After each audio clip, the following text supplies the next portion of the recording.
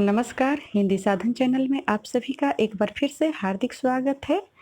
आज हम सभी द्विवेदी युग के बारे में पढ़ेंगे। द्विवेदी युग को जागरण सुधार काल नाम से भी जाना जाता है।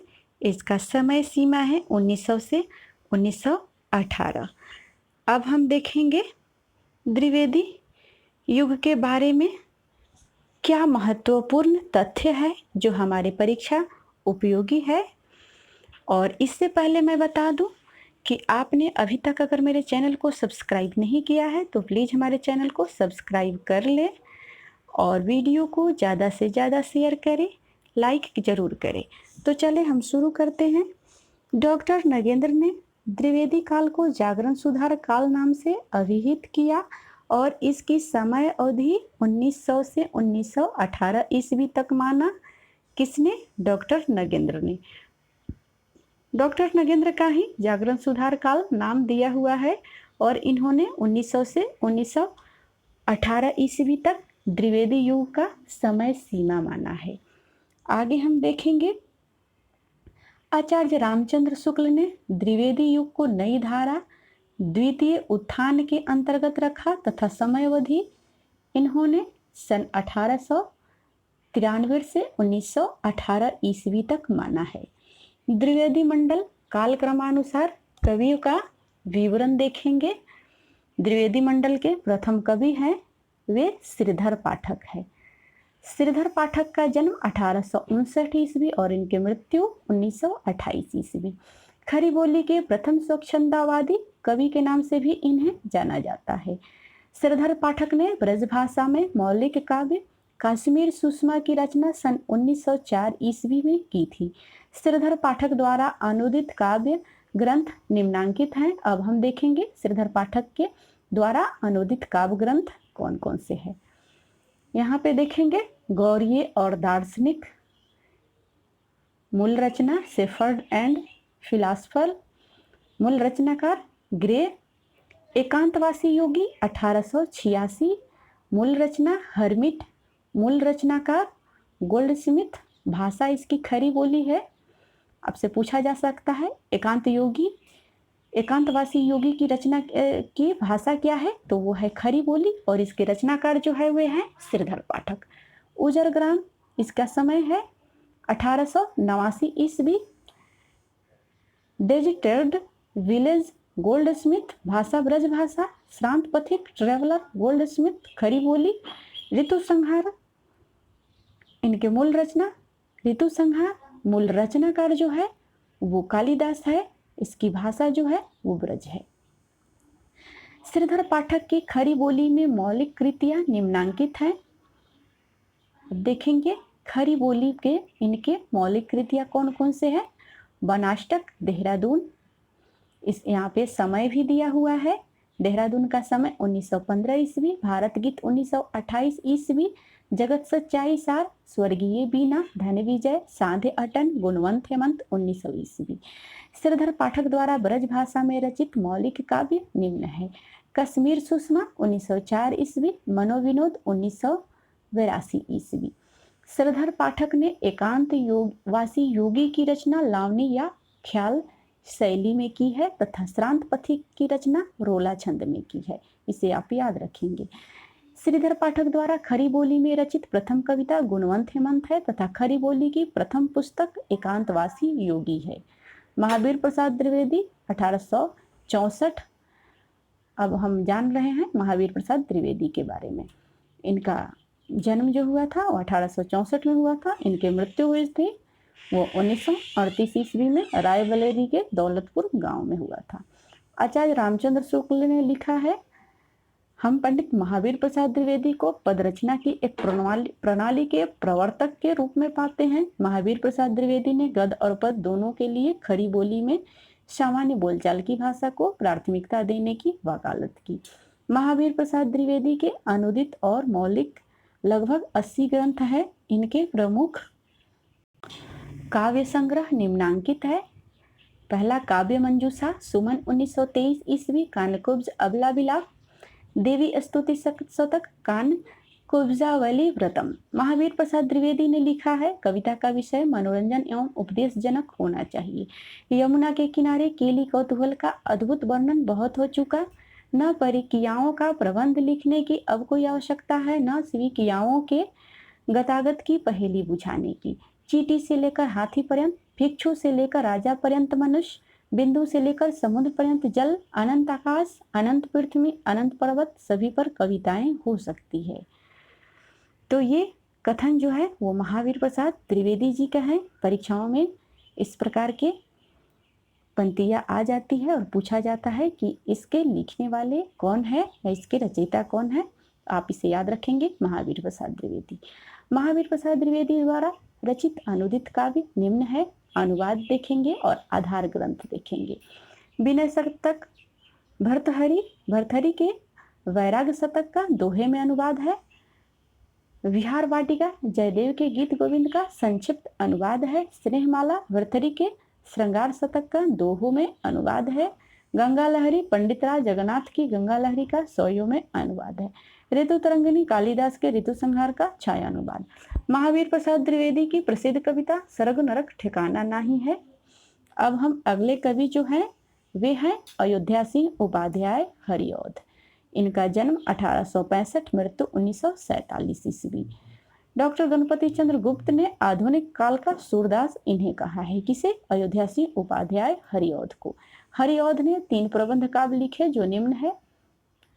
प्रिय प्रवास 1914 ईस्वी, इसमें 17 सर्ग है और इसका विषय है कृष्ण के बचपन से लेकर मथुरा प्रस्थान तक का वर्णन। तो प्रिय प्रवास में कृष्ण के बचपन से संबंधित तथ्य है, मथुरा प्रस्थान तक का वर्णन है। पारिजात 1937, 15 सर्ग है, आध्यात्मिक एवं धार्मिक विषयों का वर्णन है। वैदेही वनवास 1941, 18 सर्ग है, इसमें राम के द्वारा सीता के निर्वासन की कथा है। प्रिय प्रवास को खरी बोली हिंदी का प्रथम महाकाव्य माना जाता है। इसे आप याद रखेंगे। खरी बोली का प्रथम महाकाव्य कौन सा है? तो प्रिय प्रवास है। इसके लेखक हैं अयोध्या सिंह उपाध्याय हरिऔध। प्रिय प्रवास का सर्वप्रथम नाम ब्रजांगना विलाप था। यह संपूर्ण काव्य संस्कृत के वर्णवृत्तों पर आधारित है। हरिऔध के अन्य प्रमुख काव्य ग्रंथ निम्नांकित है। कृष्ण शतक 1882 ईस्वी, रसिक रहस्य 1899 ईस्वी, प्रेमांग मुरारिधि 1900, प्रेम प्रपंच 1900, प्रेमांबु प्रश्रवण 1901, प्रेमांबु प्रवाह 1901, चौखे चपदे चुभते चपदे 1914, पदम प्रसून 1925, बोलचाल 1928, रस कलश 1931, फूल पत्ते 1935, कल्पलता 1937, ग्राम गीत 1938, हरिऔध सत्सई 1940, मर्म स्पर्श 1956। हरिऔध द्वारा ब्रज भाषा में रचित रस कलश एक रीति ग्रंथ है। रस कलश का समय है 1931 ईस्वी। यह एक रीति ग्रंथ है, इसे आप याद रखें। हरिऔध कृत चुभते चौपदे, चोखे चौपदे और बोलचाल मुहावरेदार भाषा में लिखा गया है। हरिऔध को कवि सम्राट तथा प्रिय प्रवास पर इन्हें मंगला प्रसाद पारितोषिक प्रदान किया गया। तो प्रिय प्रवास रचना पर हरिऔध जी को मंगला प्रसाद पारितोषिक प्रदान किया गया था, इसे भी आप याद रखेंगे। रामचरित उपाध्याय, अब अगले कवि के बारे में जानेंगे। रामचरित उपाध्याय, इनका जन्म 1872, 1938 ईस्वी। द्विवेदी युग के प्रमुख सूक्तिकार के रूप में ये प्रसिद्ध है। रामचरित उपाध्याय के प्रमुख काव्य निम्नांकित हैं। रामचरित चिंतामणि 1920 ईस्वी, प्रबंध काव्य। राष्ट्रभारती, देवदूत, देवसभा, विचित्र विवाह, भारत भक्ति, देवी द्रौपदी, सुक्ति, मुक्तावली, मैथिली शरण गुप्त। अब जानेंगे हम मैथिली शरण गुप्त, जिन्हें राष्ट्र कवि के नाम से भी जाना जाता है। मैथिली शरण गुप्त का जन्म 1886, मृत्यु 1964 ईस्वी को। आधुनिक युग का तुलसी इन्हें कहा जाता है। मैथिली शरण गुप्त का संक्षिप्त जीवन वृत्त निम्नांकित है। चीरगांव इनका जन्म स्थान है जो झांसी में है। पिता रामशरण दास, गुरु है इनके महावीर प्रसाद द्विवेदी। इनकी प्रथम कविता हेमंत 1905 ईस्वी। प्रथम काव्य संग्रह रंग में भंग 1909 ईस्वी। मैथिली शरण गुप्त द्वारा रचित प्रमुख काव्य ग्रंथ निम्नांकित है। रंग में भंग, जयदत्त वध, किसान, विकट भट्ट, सभी का समय सीमा भी दिया गया है। बिकट 1929, गुरुकुल 1929, साकेत 1931 ईस्वी, भारत भारती 1912, झंकार 1929, यशोधरा 1932, द्वापर 1936, जय भारत 1952, प्रिय विष्णुप्रिया 1957, सिद्धराज 1936, हिंदू 1927, बैतालिक पंचवटी 1925 ईस्वी। हिंदी साहित्य में रामचरितमानस के रामकाव्य का दूसरा स्तंभ मैथिली शरण गुप्त की साकेत से है।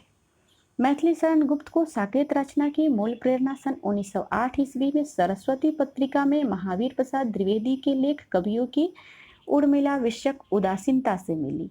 यह लेख महावीर प्रसाद द्विवेदी ने अपने छद्म नाम भुजंग भूषण भट्टाचार्य नाम से प्रकाशित कराया। साकेत शब्द मूलतः पाली भाषा का शब्द है जिसका अर्थ अयोध्या है। इसमें 12 सर्ग है। इसे डॉक्टर नगेंद्र ने जनवादी काव्य कहा है। आचार्य रामचंद्र शुक्ल ने गुप्त जी को सामंजस्यवादी कवि कहा है।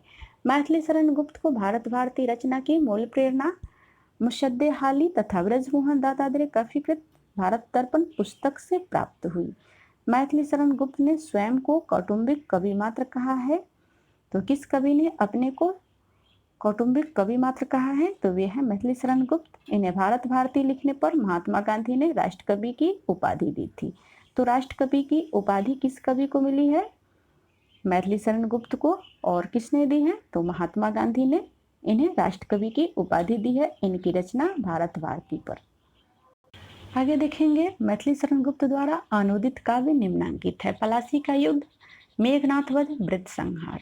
मैथिली शरण गुप्त ने बंगला कवि माइकल मधुसूदन दत्त की रचनाओं का मधुप उपनाम से अनुवाद किया।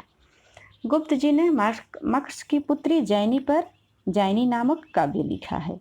गुप्त जी को त्रिवेदी काल में हरिगीतिका छंद का बादशाह कहा जाता है। द्विवेदी युग के किस कवि को हरिगीतिका छंद का बादशाह कहा जाता है? तो वे हैं मैथिली शरण गुप्त जी। अब हम देखेंगे द्विवेदी मंडल के अन्य कवि।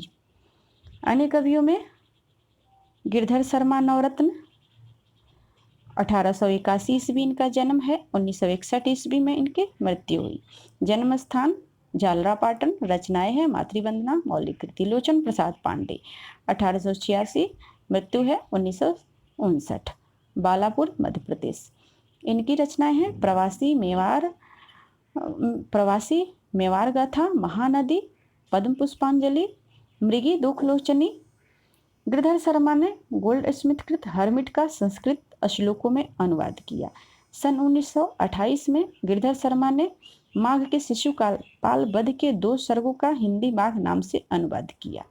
लोचन प्रसाद पांडे ने चित्तौर के भीमसेन के अपूर्व स्वत्व त्याग की कथा नंददास के रास पंचाध्यायी के ढंग पर लिखी है। लोचन प्रसाद पांडे कृत मृगी दुखमोचनी में इनकी पशुओं तक पहुंचने वाली व्यापक और सर्वभूत दयापूर्ण काव्य दृष्टि का पता चलता है। लोचन प्रसाद पांडे को काव्य विनोद तथा साहित्य वाचस्पति की उपाधि भी प्राप्त है। तो आज के लिए बस इतना ही। सभी को बहुत बहुत धन्यवाद वीडियो देखने के लिए।